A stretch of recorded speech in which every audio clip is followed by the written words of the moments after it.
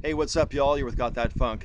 This is a video response to a user called FringeElements, who made a video last week titled Gothatfunk is Kinda Dumb. His video was a response to a video of mine, which was also a video response to another video response. So, I will leave links to all four videos in the chain that lead up to this one in the description box below. If you're unfamiliar with the context of this, I suggest you watch them in order before you come back and watch this video. Anyway, for the remainder of this one, I'm going to be talking to FringeElements directly. How you doing, Fringe? I can't say that I liked your video very much. I didn't really disapprove of it because of the title, nor because you were disagreeing with my point of view. I didn't like your video because you abjectly misrepresented my positions. So this video is an attempt to kind of clear the air and set the record straight, as it were. But first of all, Fringe, let me talk about the parts of your video where I thought you had a halfway decent point. In my video, What is White? By posing the question, or I should say by challenging viewers to come up with some kind of absolutist definition of what is white, I was committing what people call the Continuum Fallacy. And the beginning part of your video, that is pretty much what you're accusing me of, having committed the Continuum Fallacy. And on that particular point, Fringe, I concede.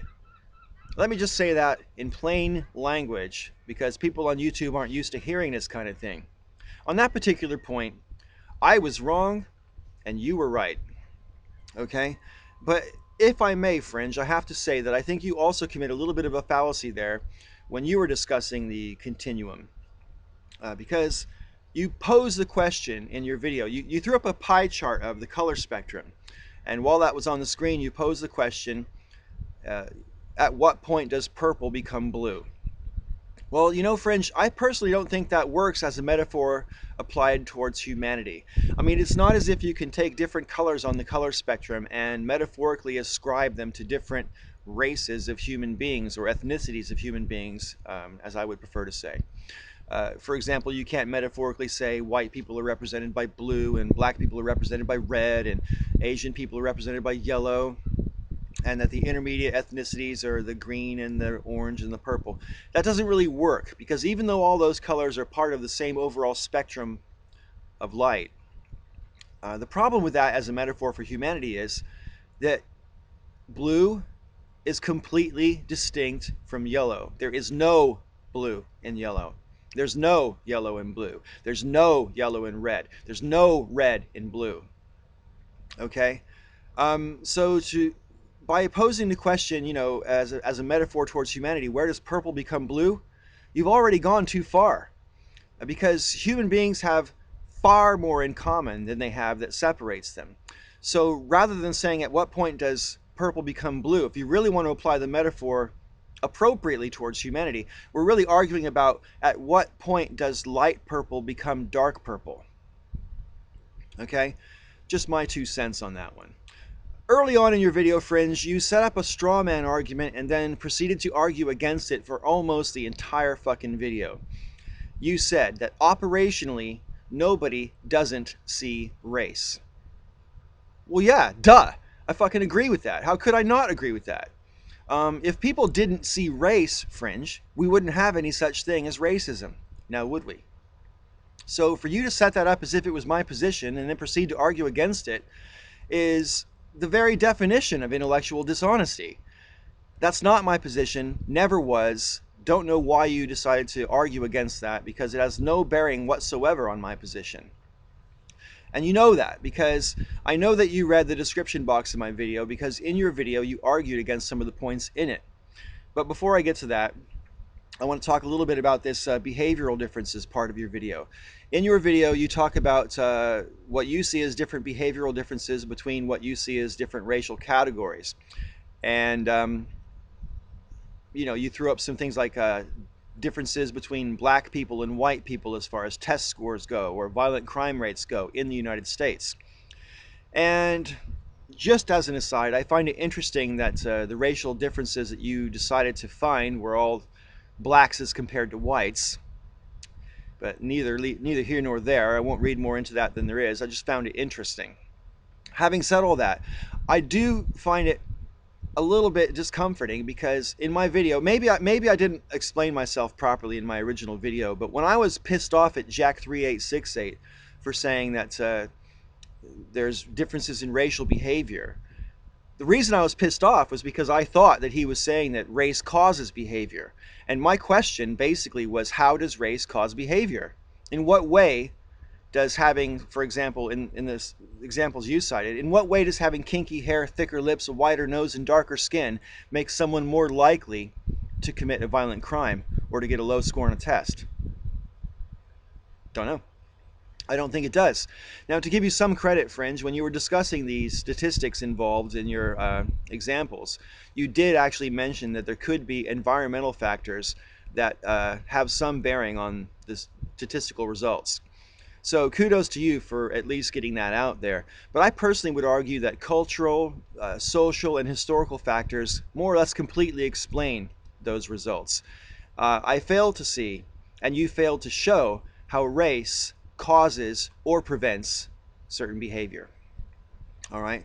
But maybe that was an honest misunderstanding. Maybe that wasn't a straw man on your part. But the biggest straw man that you really commit was toward the end of your video, because you seem to be pretending throughout your entire video that race is exactly the same thing as ethnicity, and it's not. Okay? And you argue against a point that I tried to make in my video description box, but you didn't actually maintain the context of the point, and so therefore we're arguing against something I didn't actually mean or imply. I have to think it was deliberate. Now, in the description box of my video, I did say that I contend that there's only one race, the human race. And you mocked me for that statement because, of course, it's a bit of a cliche. I recognize it's a cliche, but it happens to be a philosophy that I subscribe to. That's not to say that I don't recognize ethnic distinctions. And the very next sentence I said, we may be divided by ethnicity with justification, but racial distinctions have their roots in the racist colonial past, and as such should be thought of as an historical absurdity. That was my whole sentence. And yet from that, you pick out the portion that said, racial distinctions have their roots in the racist colonial past. As if that was my whole position. As if I didn't recognize ethnic distinctions or think that they were valid. Even though the first half of that sentence said exactly that. Now, to give you some credit, when you were arguing against the part of my sentence that you did argue against, you pointed out ethnic enmities between various different groups of people around the world.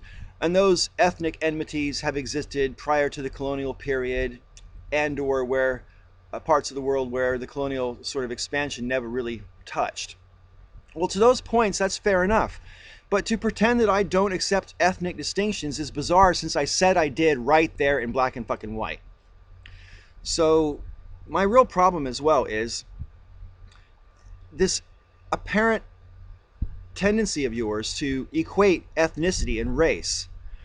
It's a natural question to ask, why would I accept ethnic distinctions as being more valid than racial ones? So I will preemptively answer that question right now.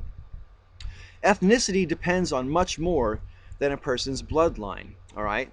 Ethnicity is also tied up in, your language, your cultural history, and loads of aspects of culture: language, dress, music, diet, rites and ritual practices, if any, all sorts besides. So that to me makes more sense as a means of grouping people together, because people have more in common in these groups than just their bloodline, just their lineage. Habits are the result of human choices. Human choices are the result of human thinking. So in my opinion, that's a more fair way to group people together. Anyway, I'm running out of battery, and I'm here on the coast now, so I better wrap this video up. But Fringe, if you choose to respond in video, fair enough, but I'll be just as happy to receive a video comment from you.